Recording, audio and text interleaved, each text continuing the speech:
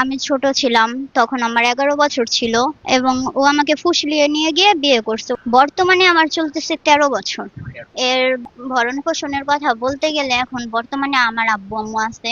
2 মাস relation করার পরে তখন ও আমাকে নিয়ে যায়, পালিয়ে নিয়ে গিয়ে একটা কাজের কাছে ঘরোয়া ভাবে বিয়ে করায়। এই বিয়েটা হয়েছে একটা লটারির মাধ্যমে। যখন আমরা কোর্টে যাই, যাওয়ার পরে এই কাবিনটা দেখাই, তখন সবাই বলে যে এটা তোর বিয়ে হয় না, এতটুকু বাচ্চার সাথে সবাই চিট করছে। আমাকে বলছে যে চলো, আমাদের দুজনের ফ্যামিলিতে একজনও মানবে না, তুমি আমার সাথে চলো, আমি তোমার নিয়ে যাই। তখন এইসবের পাশে ছিল ওর ভাই, ছিল ওর খালাতো ভাই, ছিল ওর বেস্ট ফ্রেন্ড ছিল বিপ্লব, এবং অয়ও ছিল। ওর আরো 2-3টা ফ্রেন্ড ছিল। সবাই মিলে আমারে নিয়ে গেল কেরানীগঞ্জ এক জায়গায়।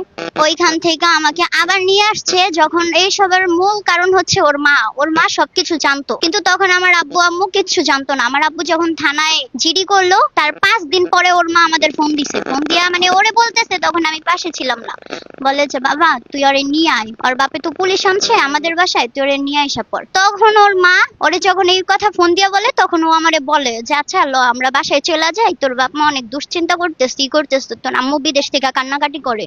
তারপরে সে নেওয়া আমাকে নিয়ে আসছে, এবং নিয়ে আসছে ঠিকই, কিন্তু ও আমাকে খাওয়ান খরচ কিচ্ছু দিত না। ওদের বাসায় থাকতে, এক বাসার ভিতরে, সত্যি কথা বলতে কি, এক রুমের ভিতরে এরকম 3 ভাই, 3 ভাইয়ের বউ নিয়ে এবং একটা মা নিয়ে কেউ কোনোদিন থাকতে পারে না।